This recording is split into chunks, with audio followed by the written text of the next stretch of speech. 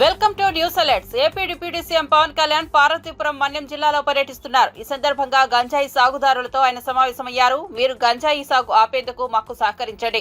మీకు ఉపాధి అవకాశాలు కల్పించేందుకు ప్రత్యామ్నాయంగా టూరిజం అభివృద్ధి చేసి చూపిస్తాం. ప్రతిసారి పోలీసులతో గంజాయి అరికట్టడం కంటే మీరు బాధ్యత తీసుకుంటే ఇది సాధ్యమని స్పష్టం చేశారు. కానీ మీకు ఉపాధి అవకాశాలు వచ్చేలా టూరిజంని కొంత డెవలప్ చేస్తాం. అది కూడా మీకు ఇబ్బంది కలగకుండా, అంటే అదేదో మీకు వచ్చి మీ ఇబ్బంది కలగకుండా కాకుండా మీరు ఆమోదించేలాగే, మీరు ఒప్పుకునేలాగే అదొకటి చేసి పెట్టి దానివల్ల మీరు కూడా సర్పంచ్ కాబట్టి మీరు కూడా ఈ గంజాయి వైపు వెళ్ళకుండా చూడండి. ఒకటి నా రిక్వెస్ట్ ఒకటి, ఎందుకంటే అది అన్నిసార్లు పోలీసులతో గొడవ పెట్టుకుంటే అయ్యేది కాదు. మీరు మనసు నుంచి రావాలి, అందరికీ కొంచెం ఎడ్యుకేట్ చేయాలి. మాకు ఇక్కడ మచ్చిగుండం అనేది ఉన్నది సార్. పాడేరులో ఉక్కుంపేట మండలం పాడేరులో మచ్చిగుండం ఉన్నది. ఇక్కడ టూరిజం ఏరియా మాకు ఏర్పాటు చేయవలసిందిగా కోరుతున్నాం సార్. మేము చేసి పెట్టాం కదా. వినపాడు పంచాయతీ చాలా మంది విదేశాల నుంచి కానీ మన ఢిల్లీ మిగతా ప్రాంతాల నుంచి వచ్చి మీ గ్రామాల్లో ఉంటే ఇప్పుడు మీరు ఒక 20,000 కట్టుకున్నారు.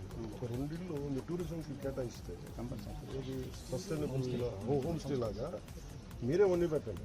తద్వారా మీరుండే ఆ గూడెం వరకు మీకు ఆదాయం వస్తుంది. అది వాళ్ళు ఎవరు కూడా మిమ్మల్ని ఇబ్బంది పెట్టకుండా, మీరు వాళ్ళని ఇబ్బంది పెట్టకుండా మనం ఏదో కొన్ని రూల్స్ రాసుకుంటే పాటిస్తే, అందుకని మీకు కూడా ప్రత్యామ్నాయం, మీకు ఆదాయం లభించాలి, మీరు అడవులను సంరక్షించాలి. నాకు తెలుసు ఎందుకు ఈ ప్రాంతాలు ఎందుకు ఇంత ప్రేమగా ఉంటుందంటే, నాకు మీరు అడవులను మీరు రక్షించకపోతే ఎవరు రక్షించలేదు. మీ జీవన విధానంలో ఒక భాగం అది. అందుకని ఈరోజు డబ్బు కూడా పెద్ద బాగా చేస్తాం. కేంద్రం మన ప్రధానమంత్రి మోదీ గారి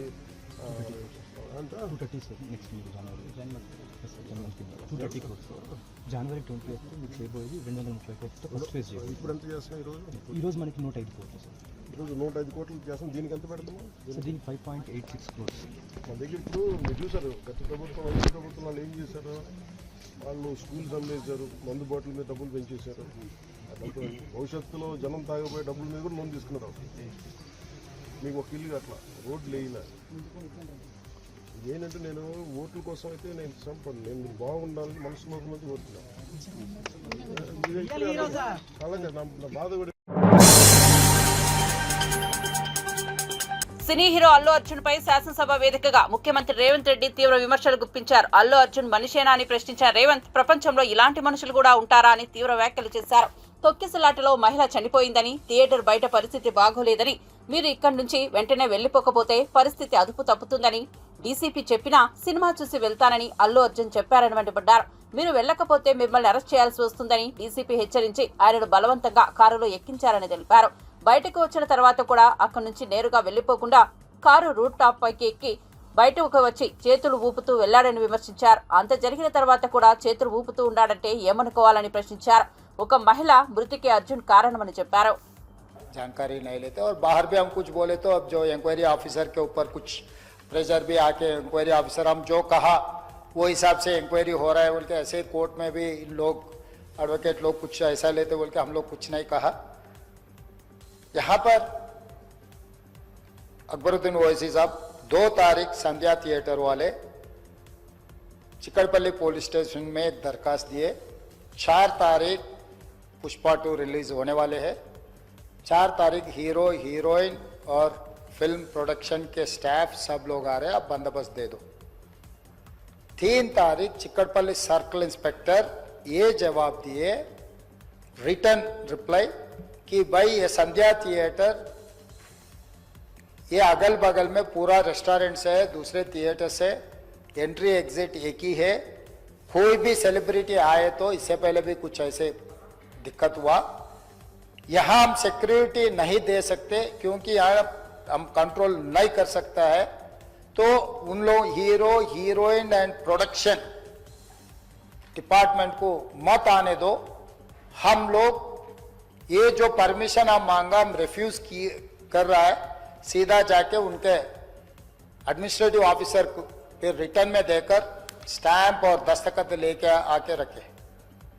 2 तारीख वो दरखास्त किए, 3 तारीख पुलिस वाले उसको रिफ्यूज कर दिए, सीधा सीधा रिटर्न में भी दे दिए.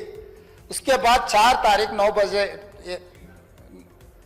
9:30 around, I have to check timing minutes, जो हीरो आया आरटीसी एक्स रोड से गाड़ी के रूफटॉप ओपन कर दे के पूरा रोड शो बनाए। तो पहले गलती थिएटर को आने के लिए दरखास्त रखा, दरखास्त तो वापस कर दिए। दूसरे गलती रोड शो करने के लिए कुछ बोला भी नहीं। वो आरटीसी एक्स रोड बहुत हाई डेंसिटी ट्रैफिक है, क्योंकि आरटीसी एक्स रोड में 10 थिएटर है, एक नहीं है। संजय है, सुदर्शन है, वोडियन है, इधर है, उधर है, कम से कम 10 थिएटर्स है वहां पर। तो वो 10 थिएटर के लोग आने वाले, पुलिस यही कहा कि రామకుప్పం మండలం విజలాపురంలోని కస్తూర్బా విద్యాలయాన్ని నారా భువనేశ్వరి సందర్శించారు. విద్యార్థులతో ముచ్చటించారు. బాగా చదువుకునే ప్రయోజకులై తల్లిదండ్రులకు మంచి పేరు తేవాలని సూచించారు. ముఖ్యంగా విద్యార్థినులు కంపెనీలు నడిపే స్థాయికి ఎదగాలన్నారు. కూటమి ప్రభుత్వం వచ్చాక అత్యాచారాలు తగ్గాయని, గంజాయి రక్కసిపై ఉక్కుపాదం మోపేందుకు చంద్రబాబు కఠిన చర్యలు తీసుకుంటున్నారని చెప్పారు. అనంతరం విద్యార్థులతో కలిసి మధ్యాహ్న భోజనం చేశారు. ఎంతసేపు మీ లంచ్ బ్రేక్? 1 hour. వాళ్ళు లేట్ అయిపోయింది.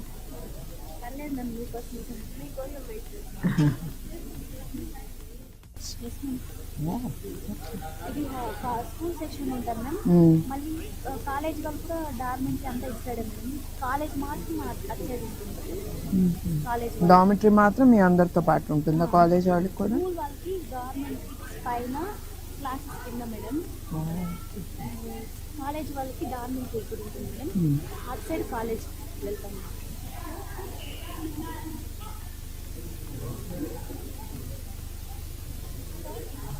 మాకు ఈ రూమ్స్ సరిపోయింది మ్యామ్. రూమ్స్ కావాలి. ఎంతమంది ఉంటారు ఒక్కొక్క రూమ్? అదే మేము 50 మెంబర్స్ ఉన్నాం. No, in one room how many sleep? పడుకునేటప్పుడు ఎంతమంది పడుకుంటారు కలిసి? కాలేజ్ వాళ్ళు డార్మెంటరీలో పడుకుంటారు. ఇన్ వన్ రూమ్ ఎంతమంది? 50 మెంబర్స్. అంటే పొడుగ్గా ఉంటుంది డామిటరీ. ఇరుకవుతుందా? That's what. కంప్యూటర్ ల్యాబ్ కావాలి మ్యామ్. లేదా?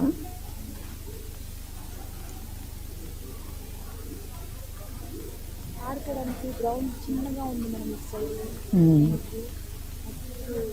సైడ్ ఉంది కదా, అటు సైడ్ ఉంది మనకి. దాన్ని కొంచెం సరిగా చేయాలి.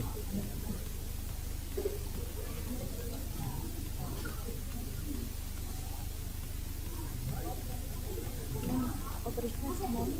రైట్ సన్న బియ్యం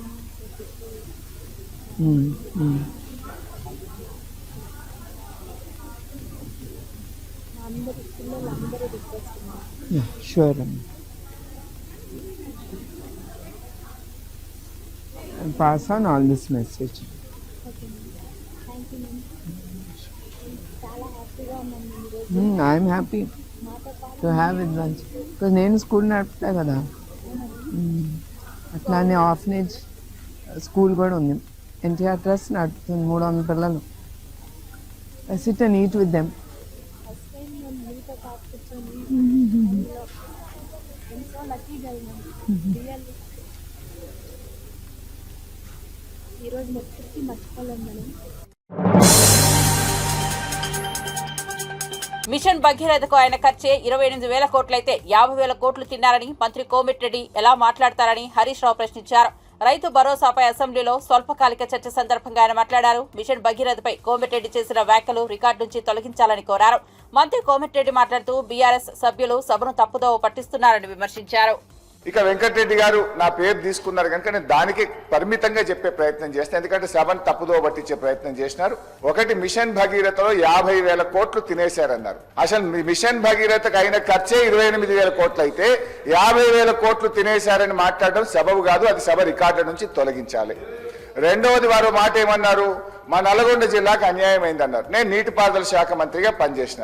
సభ అయిపోయినాక నేను ఆయన ఇద్దరం కలిసి సీదా పోదాం, పాండ్యానికి పోదాం, తుంగతుర్తికి పోదాం, సూర్యాపేట పోదాం, కోదాడ పోదాం. నాటి కాంగ్రెస్ పాలనలో 1 ఎకరానికి నీళ్లు రాకపోతే కాళేశ్వరం నీళ్లతోని 2 లక్షల ఎకరాలకు గోదావరి నీళ్లు పారించినమా లేదా, పోయి సీదా కాలువల మీద నడుచుకుంటూ ఈ నీళ్లు ఎప్పుడు వచ్చినాయి, కేసీఆర్ వచ్చినాక వచ్చినాయి, అంతకుముందు వచ్చినాయి అడుగుదామంటే అడుగుదాం. మూడోది, నల్లగొండకి ఏం చేయలేదని మాట్లాడడం కూడా కరెక్ట్ కాదు. నల్లగొండలో 3 మెడికల్ కాలేజీలు పెట్టింది కేసీఆర్ గారు.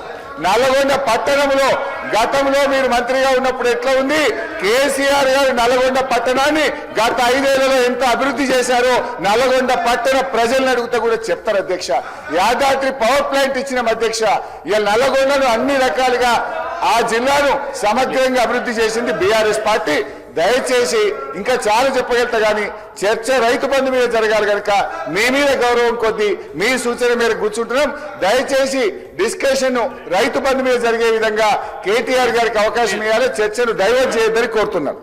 గౌరవ సభ్యులు కేటీఆర్ గారు 24 గంటల కరెంటు విషయానికి వచ్చినప్పుడు మాత్రమే లేచిన.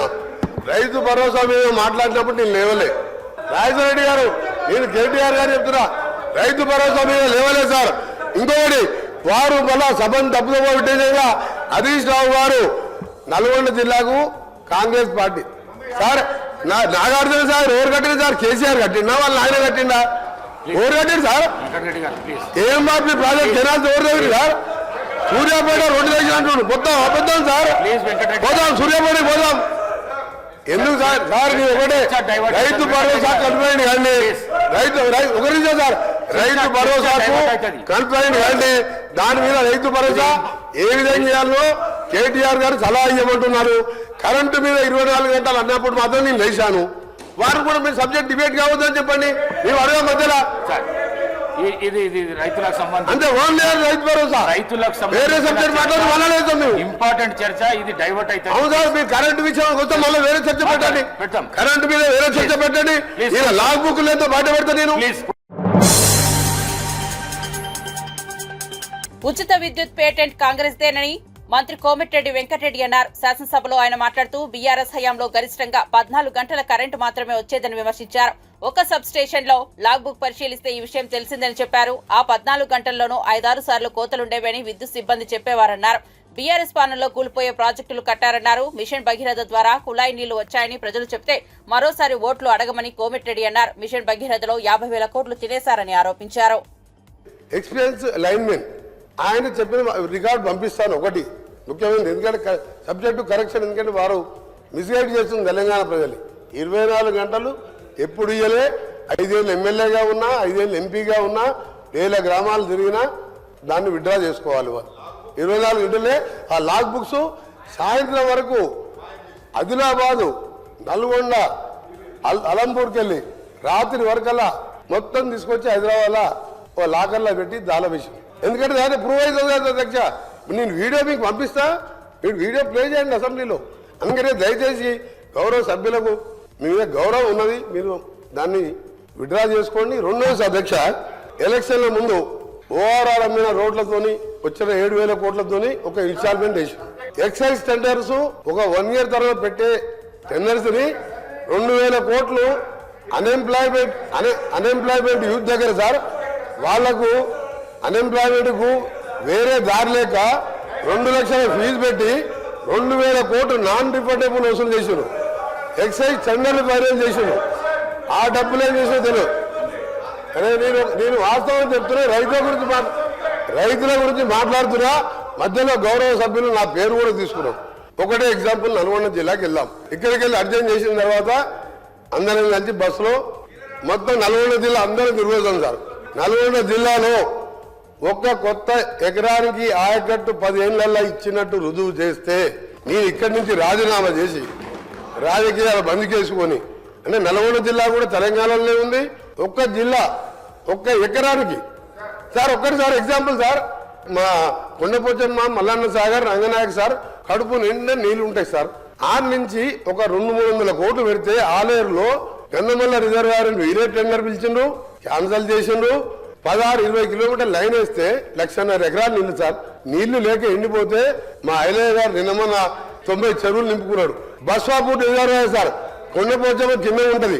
బస్వాపూర్ నుంచి భువనగిరి కాన్స్టిట్యూన్సీలో మేము ఏదైతే సార్ నేను సబ్జెక్ట్ డిబేట్ అయితే లేదు, ఓన్లీ రైతుల గురించి మాట్లాడుతున్నా. వాళ్ళు ఒకప్పుడు తెలంగాణ ఎట్లున్నాడు, తెలంగాణ వచ్చినాక మొత్తంగా నష్టపోయింది మొట్టమొదట నల్గొండ జిల్లా సార్.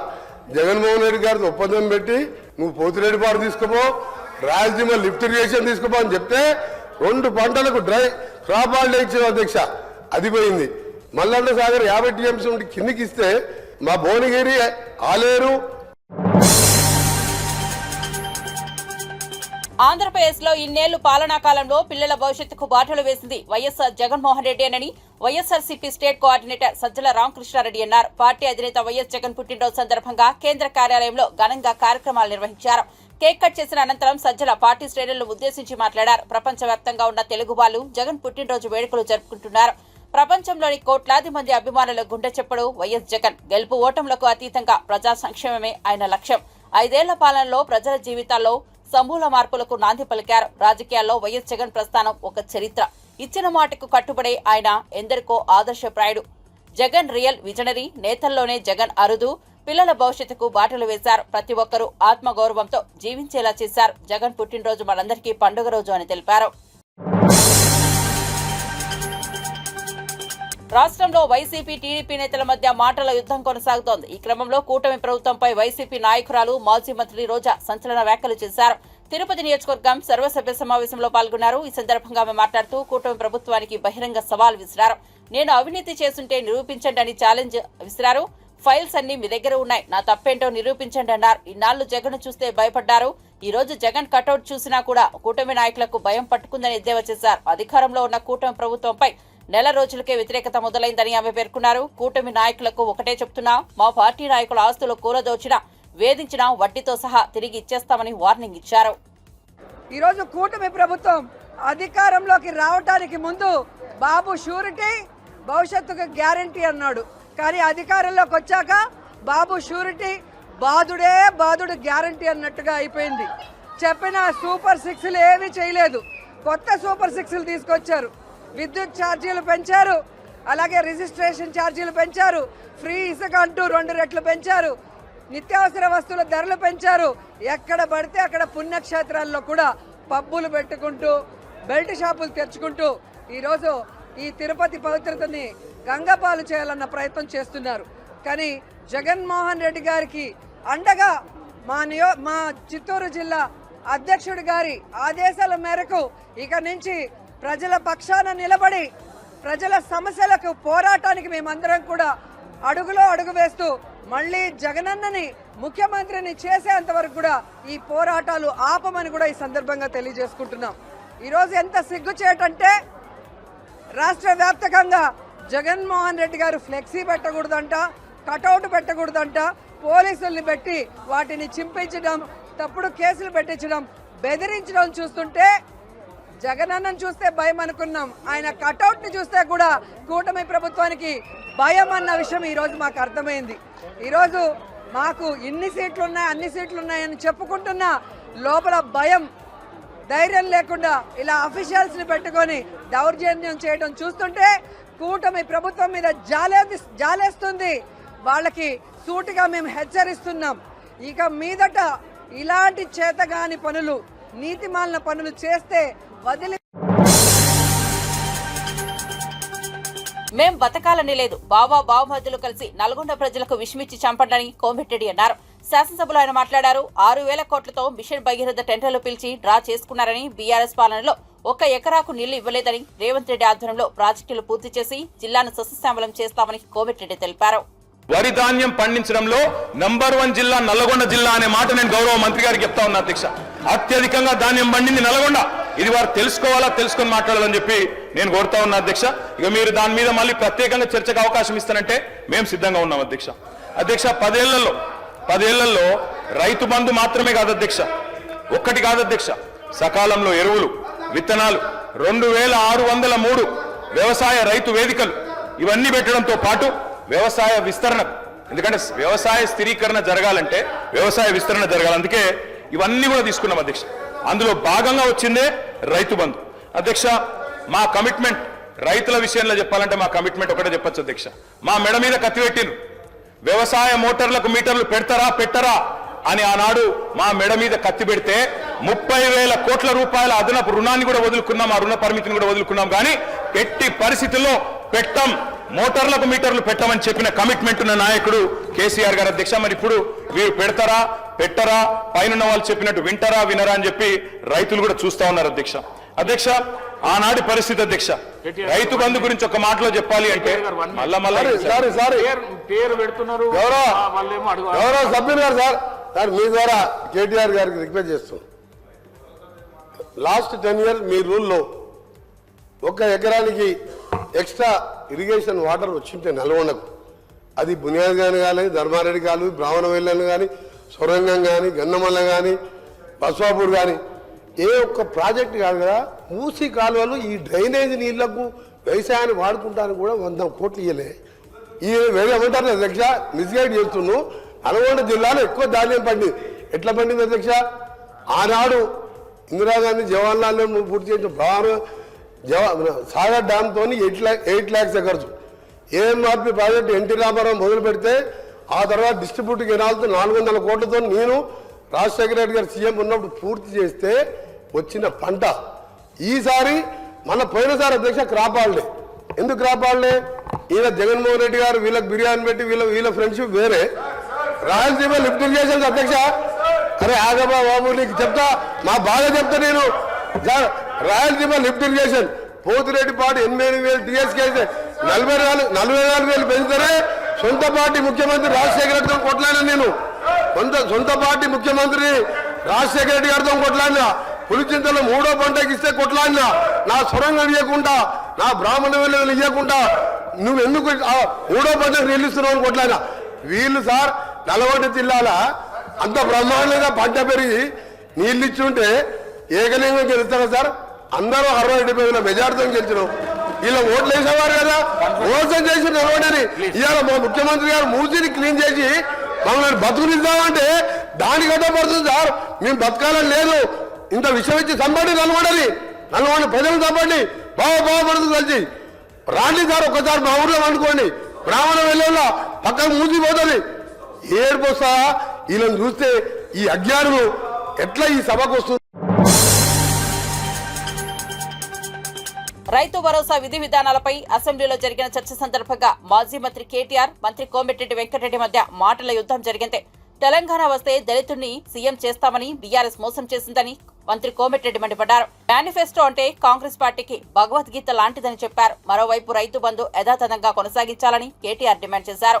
రైతులకు బేడీలు వేశారంటూ కాంగ్రెస్ సర్కార్పై విమర్శలు గుప్పించారు. మీరు చాలా మంది సార్ మా దాంట్లో కూడా చాలా మంది సభ్యులు మాట్లాడాలి, సిపిఐ వారు మాట్లాడాలి, బీజేపీ వారు మాట్లాడాలి. వారు ఒక్కరే వారు మాట్లాడరు సార్. ఒకటే నిమిషం, నీ గుండె ధైర్యం చేసుకొని నీ మేనిఫెస్టోలో మొదటి మేనిఫెస్టో కాంగ్రెస్ పార్టీకి మేనిఫెస్టో అంటే భగవద్గీత, బైబిల్, ఖురాన్ లాంటిది చెప్పింది చేస్తాం.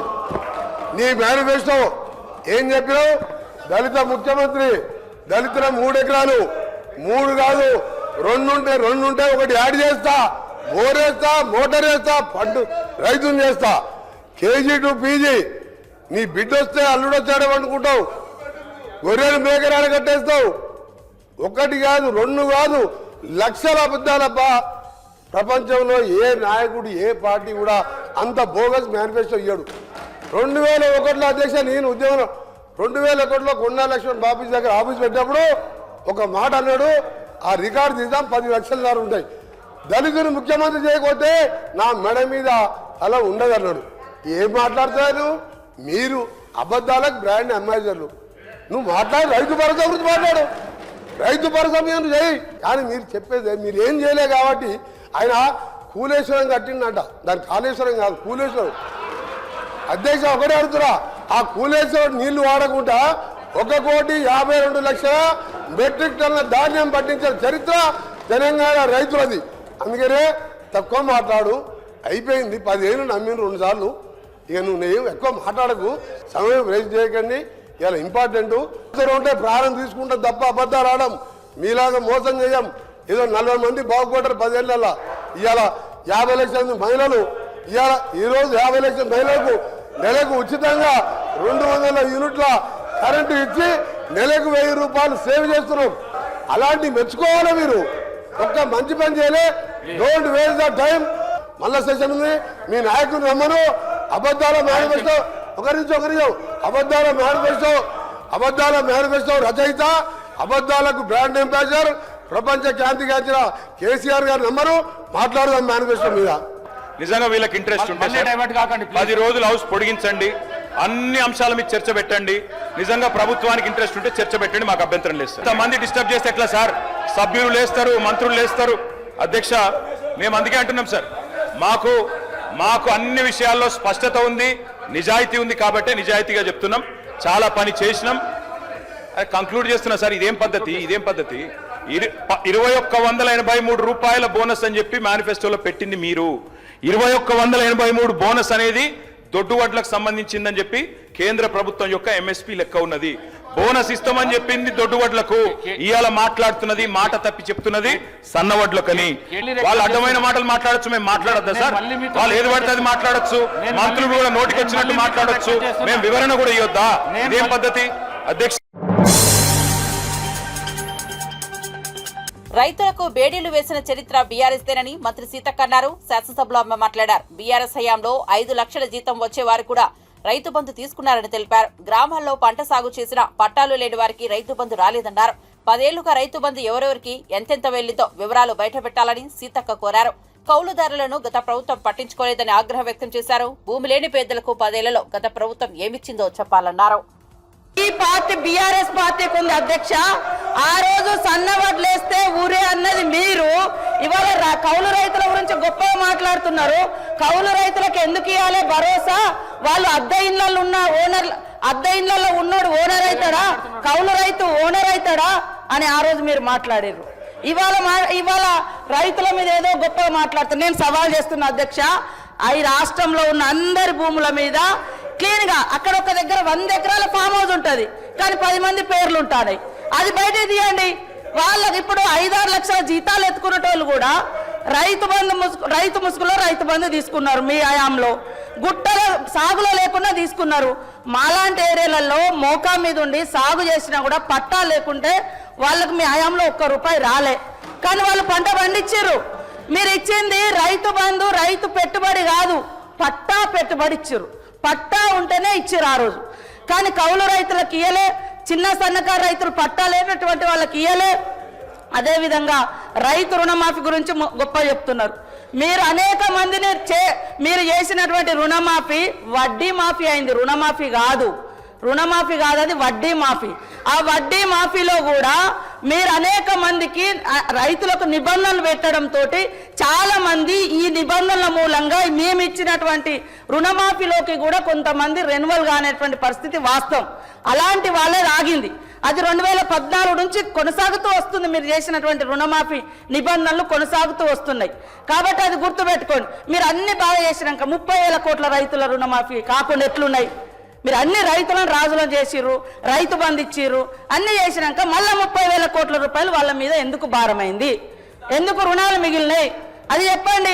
కాబట్టి ఇవాళ కేటీఆర్ గారికి ఒకటే అడుగుతున్నా, మీరు 10 ఏళ్లలో భూమి లేనటువంటి ఒక్క పేదింటి బిడ్డలకు మీరేమిచ్చారు?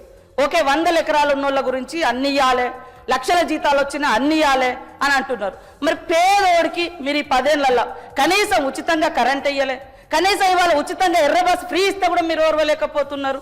అదేవిధంగా వాళ్ళకి 10 ఏళ్లలో ఏమిచ్చిర్రు? భూమి లేని వాళ్ళకి ఏమిచ్చారు? మేము ఇప్పుడు భరోసా కింద 12,000 రూపాయలు పెట్టినాం, ఉచితంగా కరెంట్ ఇస్తున్నాం. వాళ్ళ ఆర్థిక భారాన్ని తగ్గించడం కోసం, కుటుంబ భారాన్ని తగ్గించడం కోసం పేదింటి బిడ్డలకు, ఆడబిడ్డలకు 500 గ్యాస్ చేసినాం.